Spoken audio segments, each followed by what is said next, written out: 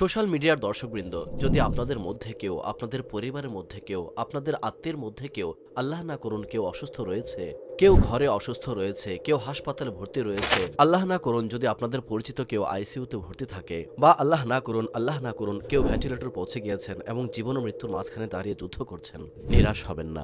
আল্লাহ পাকের রহমতের প্রতি ভরসা রাখুন। প্রকৃতপক্ষে আল্লাহ পাকে রোগের আরোগ্য দানকারী, আল্লাহ পাকে সুস্থতা প্রদানকারী, আল্লাহ পাকে মুসাব্বিবুল আসবাব। আপনি শুধুমাত্র এই ওজিফাটি পাঠ করা শুরু করুন। যে কোনো ধরনের অসুস্থতাই হোক, আল্লাহ পাকের রহমতে আরোগ্য লাভ হবে।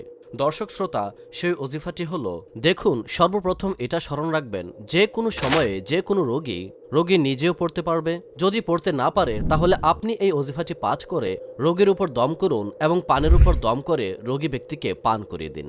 অনুরূপভাবে যদি রোগী কোনো ওষুধ ব্যবহার করে থাকেন তাহলে এই ওজিফাটি, এই তাসবিহটি পাঠ করে ওষুধের উপরও দম করে দিন। তারপর অসুস্থ ব্যক্তিকে সেই ওষুধ খাইয়ে দিন, পান করিয়ে দিন। ইনশা আল্লাহুল করিম, আল্লাহর রহমতে রোগী সুস্থ হয়ে যাবে।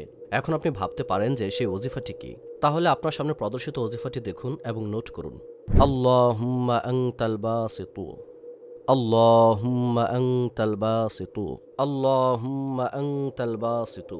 এই একটি তাসবিহ মাত্র 100 বার, 100 টাইমস শুরু ও শেষে দুরূদে পাক সহকারে পাঠ করুন। পাঠ করে রোগীর উপর দম করুন এবং পানির উপর দম করেও পান করাতে পারেন। অনুরূপভাবে ওষুধের উপরও দম করে রোগী ব্যক্তিকে খাওয়াতে পারেন, পান করাতে পারেন।